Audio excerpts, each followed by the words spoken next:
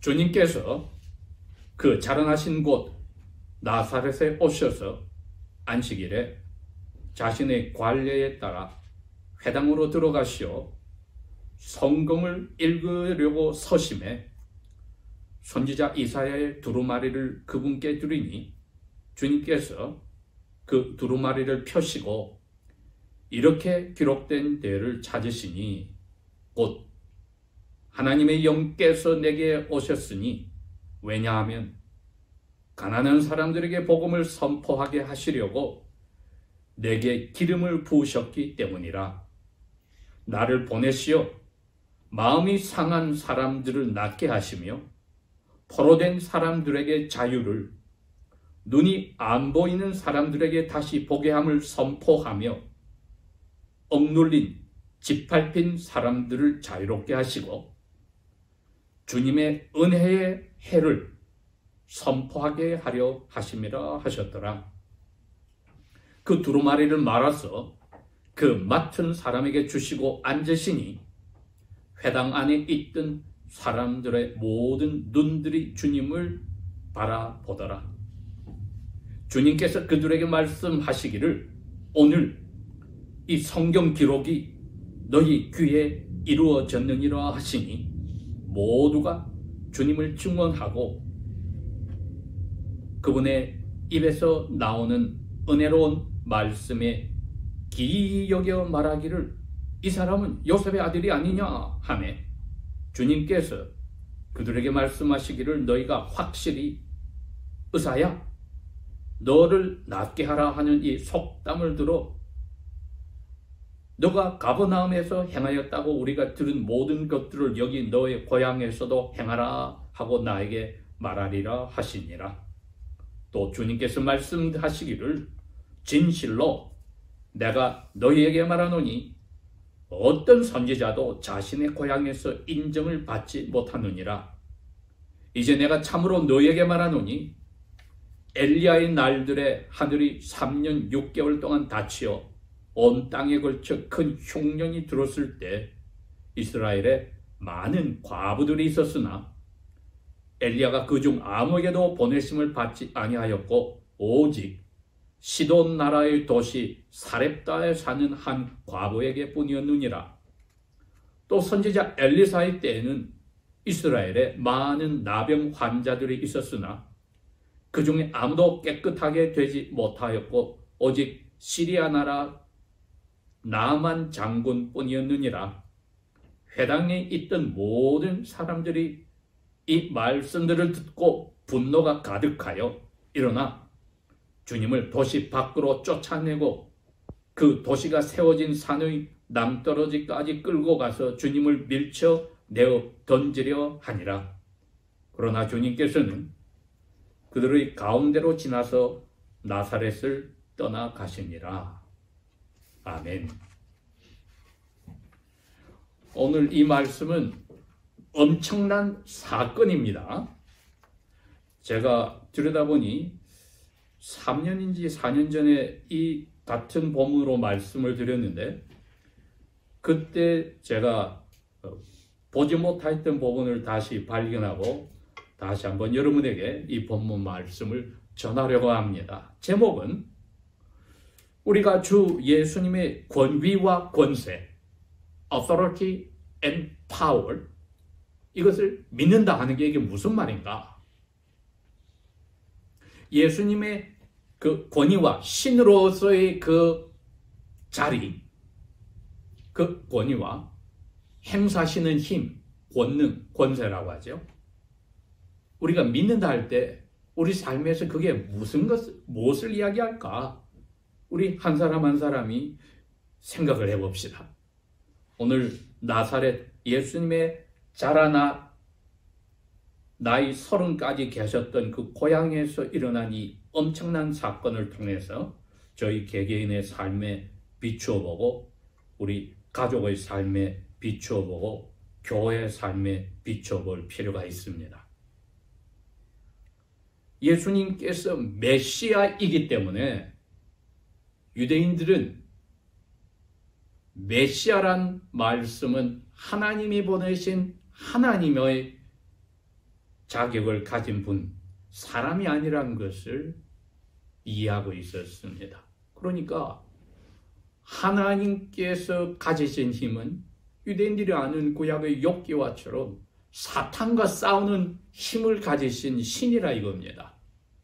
그러니까 그분은 신으로서의 권위, 어토리티도 있어야 되고 사탄의 힘을 이기는 파워도, 권세도, 권능도 있어야 합니다. 오늘 예수님께서 보여주신 것이 그 두 가지 다인데, 나사렛 동네에 아마도 어릴 때부터 예수님이 자라오신 것을 보고 예수님이 사람들에게, 하나님에게 은총을 받았다, 또 귀경도 받고 칭찬을 들었다는 그 칭찬한 사람들도 그날 회당에 예수님이 말씀 전할 때 앉아 있었을 것입니다. 즉 예수님의 가족을 다 아는 사람들이 대부분이다 이겁니다. 제가 여러분에게 성경 공부 시간에도 여러 번 말씀드린 적이 있지만 이스라엘의 그 네 개로 나뉘어진, 북쪽에서 남쪽으로 네 개로 나뉘어진 주 가운데 가장 북쪽인 갈릴리, 예수님이 자라나셨던 북쪽 갈릴리 주는 가장 최근에 페르시아, 그 당시 그리스에게도 싸워서 졌고 그 후에 로마 제국에도 싸워서 졌던, 그러나 이스라엘의 조상들이 근 500년 전에 포로로 잡혀갔던 나라에 남아있던 사람들이 가장 늦게 이민 들어온 주민들이 살고 있었습니다. 그러니 가장 남쪽 주에 있던 유다주의 사람들과는 성향이 달랐습니다. 즉 로마 점령에 대해서 독립하고자 하는 반항심이 아주 강하고 또 그러한 행동을 스스로 여러 번 하였던 이 주의 과격한 성격을 가진 사람들이었습니다. 그래서 그들이 제일 먼저 역이민을 다시 고향으로 돌아와서 하려 했던 게 갈릴리주에 로마 사람들이 보냈고 그리스 사람들이 보냈고 그 전에 점령군들이 보내서 흩어져 사는 수많은 이방인들이 주류처럼 있는 것을 견디기 힘들어해서 그 사람들을 몰아내는 것이 첫 번째 자신들의 임무라고 생각을 했습니다. 그러니 이분들이 매일 이야기하는 게 마치 옛날에 1900년도에 45년 해방하기 전까지 한국 사람들이 모여서 어떻게 하면 한국 땅을 떠나서 중국에서나 또 일본 땅 안에서도 혹은 미국에서까지 어떻게 하면 일본을 물리치고 독립할까 연구하듯이 회당에서도 주중에서도 어떻게 하면 이방인들을 다 몰아내고 깨끗한 갈릴리를 만들고 결국은 로마를 물리칠까 하는 종교와 자기들의 삶이, 정치가 하나가 되어버렸습니다. 그러니 이분들의 그 생각에 어긋나는 말이 회당에 서 있는 게스트 스피커, 그러나 자기들이 잘 아는 예수님의 입에서 나왔을 때 견딜 수가 없는 겁니다. 이건 마치 미국에서 그리스도인을 생활을 하다가 한국에 돌아와서 지하에서 예배를 하는 일제하에서 1930년대, 40년대 아직 일본이 아큐파이하고 있는 그 땅에 와서 사람들에게 일본 사람을 사랑해야 합니다. 원수로 갚으면 안 됩니다. 저들도 하나님의 말씀을 듣고 하나님 나라의 백성이 되어야 됩니다. 하면 그 앉아있는 사람들 중에 좋아할 교인들이 몇 명이나 있겠습니까? 지금 바로 그겁니다. 예수님이 일으킨 사건이 이런 어마어마한 이야기가 예수님 입에서 나온 겁니다. 마태복음 23장 1절 2절에 가면 예수님께서 마지막에 무리들에게 그럽니다. 너희들 회당에 갔을 때 모세의 자리에 앉아서 하시는 말씀, 그게 회당에 들어가면은 저처럼 여기 교탁이 하나 있고 오른쪽에 높이 앉아놓은 자리가 하나 있습니다. 왼쪽에는 책장이 있어요. 그 책장에 두루마리가 몇십 개가 있습니다. 왜 그 당시에는 여러분 아직 종이라는 게 없을 때입니다. 여러분 기억해야 합니다. 예수님 때는 종이가 아직 만들어지지 않았을 때예요. 두루마리에 말아놓은데 창세기가 그 두루마리 하나 있으면 그걸 펴서 읽는 겁니다. 그런 식으로 되어 있고, 그럼 이 중간에 예배 인도한 사람이 처음에 큰 윌베를 가져가서 두루마리 하나를 끄지고 와서 여기 와서 펼치게 되는 겁니다. 그런데 게스트 스피커가 나타나서 예수님이 오셨어요. 그러니까 예수님께 두루마리를 가져왔는데 이사야 두루마리를 가져왔습니다. 그러면 이분이 이걸 읽으면 옆에서 통역을 해줘야 됩니다. 왜? 듣는 사람은 평소에 말을 에르메이로 씁니다. 히브리 말은 학교에서나 예배 시간에만 읽기 때문에 예수님이 히브리 성경을 읽으면 옆에서 통역을 해주고 그렇게 하는데, 항상 해야 되는 것은 무엇이냐? 매 토요일마다 보통 스피커들인 바리새인이나 서기관들이 모세오경에서 말씀을 꼭 전해주고, 그 다음에 오른쪽에 있는 자리에 가는데 이 자리가 바로 모세 선생이 말씀을 전하는 자리에 대해서 모세의 자리랍니다. 그게 마태복음 23장의 한 이야기입니다. 모세의 자리에서 그 사람이 한 말은 다 들으라. 왜? 구약성경 창세기, 출애굽기, 민수기, 신명기 곧 5개의 말을 그대로 전하니까 그건 무조건 들어야 된다는 겁니다. 그러나 그 사람들이 회당 밖에서 나가서 하는 행동은 듣지 말아라. 그 장면을 저희들이 생각해야 됩니다. 예수님이 서셨어요. 그랬더니 윌베어로 들고 온 게 이사야 두루마리를 가져온 겁니다. 이건 매 토요일마다 안식일마다 읽을 의무도 없습니다. 그러나 스피커가 읽겠다 하면은 읽을 수 있죠. 그런데 예수님께 왔어요. 이게 하나님의 섭리입니다. 예수님이 그 두루마리를 찾으러 갈 수도 없어요. 그렇게 명령할 수도 없어요. 그냥 통역한 사람이 가져왔는데 이사야 두루마리를 가져왔다. 모세오경을 그대로 읽어야 됩니다. 예수님이 히브리 말로 옆에서 그대로 통역을 합니다. 그러나 모세오경 외의 책은 읽을 때 읽는 사람이 만약에 이사야를 읽다가 그 중간에 예레미야를 인용해도 됩니다. 본인이 가지고 있는 능력에 따라서. 그러면 즉시 통역한 사람도 그걸 받아서 딱 통역을 해줍니다. 예수님이 어디를 읽을까는 예수님 자신이 하는 거니까 척 폈는데 이사야에서 61장 1절 2절을 읽으신 겁니다. 예수님께서 이걸 펴서 읽기 시작했어요. 그랬더니 앉아있는 사람들이 얼굴들이 다 지금 환해지고 기분이 좋아집니다. 왜? 매주마다 들을 수 없는 선지자에 있는 말씀인데 이 61장은 특별히 갈릴리에 있는 이스라엘 사람이면 듣기만 해도 기분이 좋아지는 겁니다. 다시 한번 읽어보겠습니다. 1절 2절 주 여호와의 영이 내게 임하셨으니 왜냐하면 여호와께서 내게 기름을 부으사 가난한 자에게 아름다운 소식을 전하게 하려 하심이라. 나를 보내사 마음이 상한 자를 고치시며 포로된 자에게 자유를 갇힌 자에게 노임을 전파하며 여호와의 은혜의 해에 이어져 Year of Favor of the Lord 여호와의 은혜의 해와 우리 하나님의 원수 갚으시는 날을 전파하여 모든 슬픈 자를 위로하되 이렇게 됩니다. 여러분 오늘 예수님이 이 이사야 선지 61장 1절 2절을 읽다가 중간에서 끝난 거 여러분 혹시 기억나세요? 우리 처음에 그 한 2년 전에 누가복음 비유 공부할 때 인트로덕션에 제가 한번 여러분과 이야기한 적이 있습니다. 바로 그겁니다. 이제 본문으로 돌아가서 읽어봅니다. 19절 주님의 은혜의 해를 선포하게 하려 하십니다. 여기서 끊어버렸어요. 2절 중간에서 끊었어요.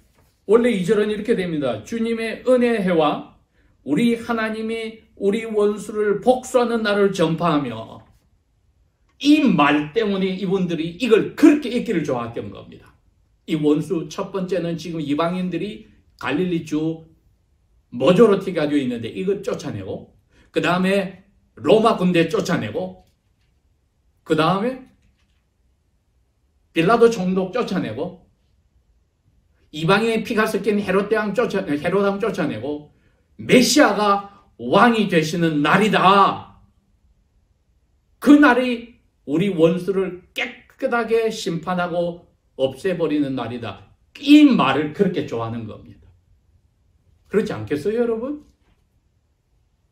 그런데 예수님이 요 말 앞에서 스탑을 해버렸단 말입니다. 그렇게 두루마리를 말아버렸어요, 다시.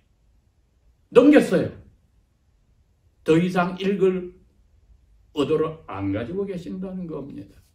여러분, 이게 예수님의 권위입니다, 여러분. 하나님께서 자기의 말씀을 자기가 여기서 이까지 끝내겠다 하면은 그 누가 노할 수 있습니까? 메시아의 나라가 오면은, 하나님 나라가 오면은 이제 너희들이 너희 민족 감정으로 이스라엘만이 세상의 유일한 하나님의 사랑을 받는다라고 1등이 돼야 된다는 그것으로 하나님을 너희 수준으로 낮추는 일은 없다. 하나님 나라 활짝 열렸다. 너희 원수 복수하는 것이 하나님 하는 일이 전부가 아니다, 이거. 성경을 만드신 하나님이 다시 성경을 다시 재해석하고 뉴 인터프리테이션 하는 권위를 가진 것이야말로 레바입니다. 우리 이제 알지 않습니까? 레바이는 일반 선생이 아니다. 지금까지 하던 해석을 마음대로 고칠 수 있는 분이다. 예수님이 그래서 이게 재해석을 한 겁니다.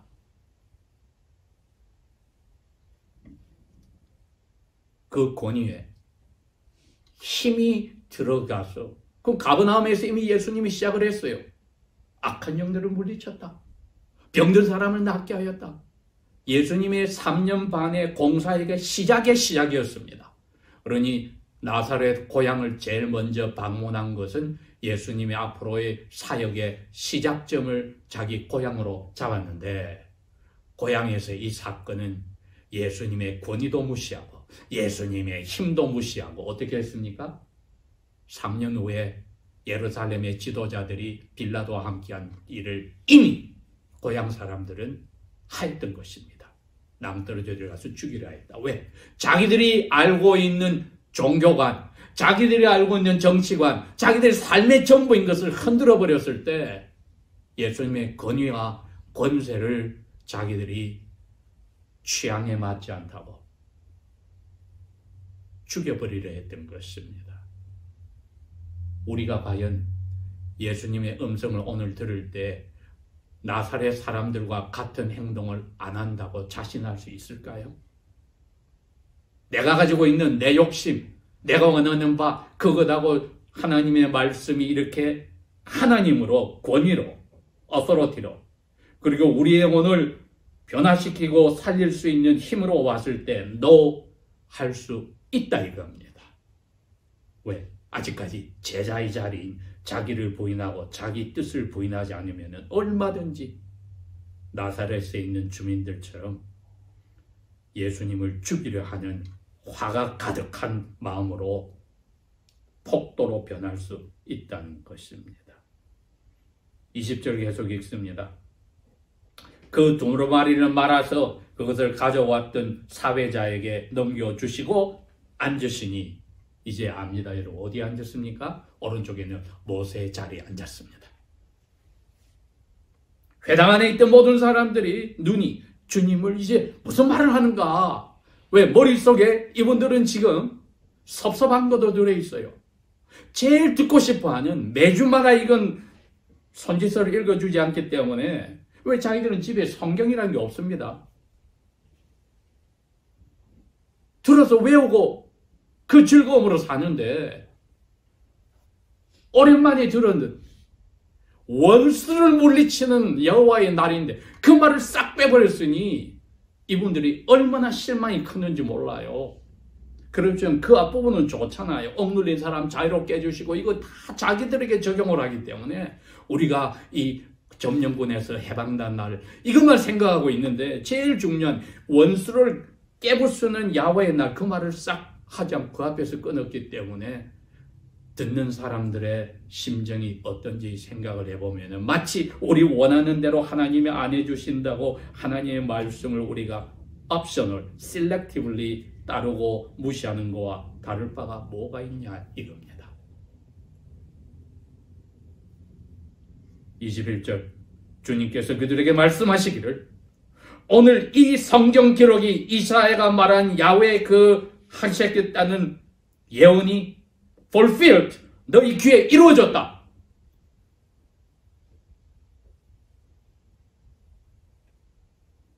하나님의 권위로 이야기했습니다. 이것은 더 이상 기다릴 필요 없다. 내가 오늘 이루기 시작하는 공사에게 첫걸음을 내 고향에서 시작한다.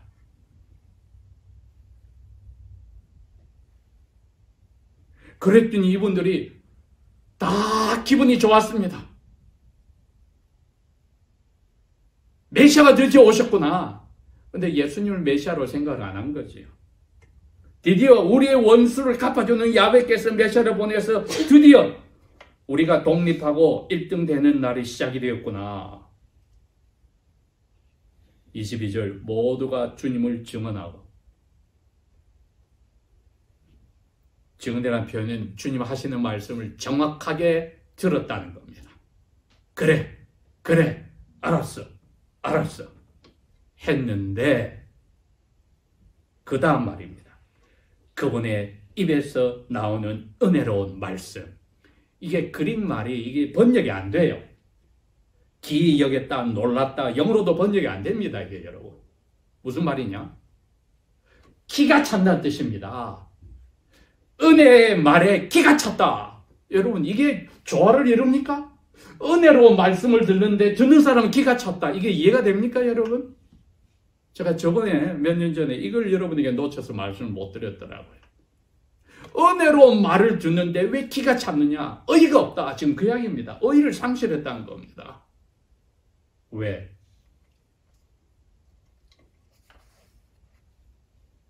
원수 갚는 날을 빼버려서 이야기를 안 해주는데, 이방인들에게 은혜를 베풀겠다는데 원수 포기라는 건데, 주님은 이 은혜 이야기를 하시는데 듣는 사람은 기분이 좋을 리가 있습니까?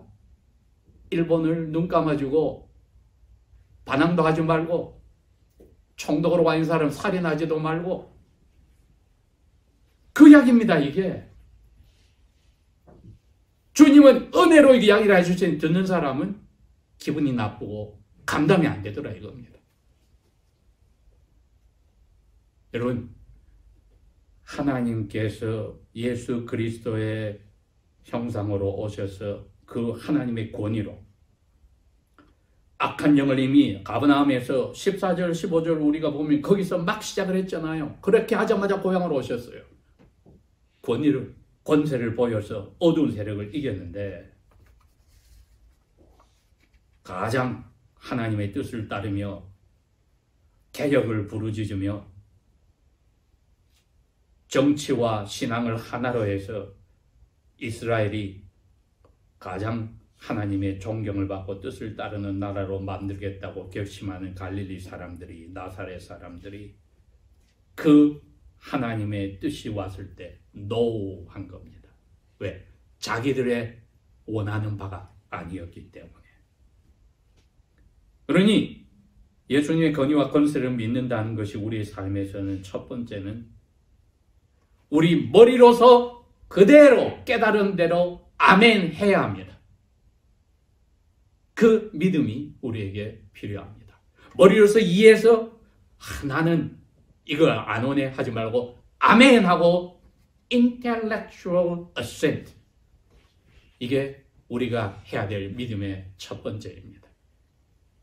두 번째는 그 말씀을 이제 아멘 하고 나서 무조건 순종해야 합니다. 나사렛 사람은 어떻게 했습니까? 화가 가득 나서 살인하는, 죽이려는 것으로 폭도들로 바뀌었습니다. 이 사람들이. 그러나 우리는 무조건 순종해야 합니다. 어쩌면 그 자리에 앉아있는 사람들 중에는 예수님의 어머니 마리아도 계셨을 거고, 예수님의 남자 큰 동생들도 있었을 거고, 어쩌면 시집간 여동생들도 자리에 있었을지도 모릅니다. 그러나 대부분의 그 모여있는 사람들이 예수님이 하신 일을 막을 수는 없었지요. 그래서 이분들의 반응이 이렇게 나왔습니다. 잘 듣고 그래 그렇지 하다가 갑자기 설교 중간에 말이 나옵니다. 뭐라고 나옵니까? 이 사람 요셉 아들 아니야? 갑자기 깔아뭉개기 시작합니다. 그랬더니 주님이 그들의 생각이 확실히 돌아선 거 알았어요. 하나님의 말씀을 이제 제대로 전해주니까 자기들의 본래 죄성의 더러운 자기 욕심과 자기 원하는 바 그것이 어긋나니까 반항하는 게 보였으니 이야기합니다. 23절에 너희가 확실히 의사야 너 스스로 낫게 봐 하는 속담을 들어서 예수야 너가 가버나움에서 우리한테 오기 전에 뭐 기적했겠다고? 우리가 들은 거 있는데 너 여기서 내봐 하고 나에게 말하리라 하시니라. 그 다음에 이 사람들에게 지금 불이 타는데 기름을 던져줍니다. 주님께서 말씀하시기를 진실로 내가 너에게 말하느니 어떤 선지자도 자기 고향에서 웰컴 하고 된 적이 없어. 그런데 엘리야는 자기 고향이 북쪽 이스라엘 나라에 있는데 3년 6개월 동안 하나님이 저주를 해서 비가 오지 않고 패민 다 흉년이 들었을 때 이스라엘에 불쌍한 과부들이 많았는데 하나님이 엘리야를 원수 나라인 시돈에 보내서 조그만 도시 사렙다에 보내서 그 과부를 먹여 살렸어. 왜? 그 과부는 야훼께서 명령하신 것 그대로 순종하는 믿음을 가졌어. 이스라엘의 과부들하고 다르게 바알신을 섬기지 않고 바알신을 섬기는 과부에게 가서 명령하였을 때 그 과부는 들었어. 야훼의 권위로 엘리야가 만나자마자 뭐라고 그랬습니까? 너 굶어 죽어가는 거 알아. 오늘 이게 마지막 음식인 줄 알아. 그런다. 나한테 먼저 바쳐. 야훼의 권위로 힘으로 말했을 때 순종했습니다. 이 과부는 자기가 믿는 바알신의 선지자도 아닌데 순종을 했다. 두 번째 27절 그 제자인 선지자 엘리사 때에도 이스라엘에 많은 나방 환자들이 있었으나 그 중에 아무도 깨끗하게 되지 못하였고 오직 시리아 나라 원수 나라의 나만 장군뿐이었느니라. 기름에 부어버린 겁니다. 지금까지도 이방인으로 깔보며 원수처럼 생각하는 시돈 북쪽 시리아 사람을 이방인들 예수님이 이렇게 야훼께서 챙겼다고 했을 때 갈릴리 사람 안 그래도 지금 이방인들 쫓아내려고 목적을 삼는 사람들의 화에다 불을 질러버린 겁니다. 예수님 자신이 아버지를 향한 믿음은 세 번째 믿음은 그겁니다. 행동으로 나타냈습니다. 엘리야라고 이방 나라에 가는 게 편했겠습니까? 엘리사라고 이방인 자기들의 원수 나라의 장군이 나병을 낫겠다고 온 게 마음 편했겠습니까? 그러나 액션, 행동으로 나타냈습니다. 순종하는 것을 행동으로 나타내서 야훼의 말씀에 따랐습니다. 회당에 있던 모든 사람들이 이 말씀을 듣고 분노가 가득하여 일어나 주님을 도시 밖으로 쫓아내고 끌고 가서 도시가 세워졌던 그 산의 절벽으로 데려가서 떨쳐리려고 하였다. 그러나 주님께서는 그들의 가운데로 지나서 나사렛을 떠나시니라. 이제 주님의 사역이 앞지 어떻게 되는지 이미 이게 포쉐도 보여줍니다. 근데 예수님은 그 길을 고향에서부터 철저하게 이제 당하시고 앞으로 그 길을 가십니다. 주님의 권위와 권세를 저희들이 날마다 맛보고 산다면 말씀을 읽을 때에 우리의 영혼이 찢어지고 우리의 욕심들이 부서지고 저희들이 좋아하는 것이 사라지고 주님께서 명령하신 것을 행동으로까지 나가는 것이야말로 메시아 대신 예수님의 권위와 권세를 믿는다는 것이 무엇인지를 밝히는 겁니다. 기도하겠습니다.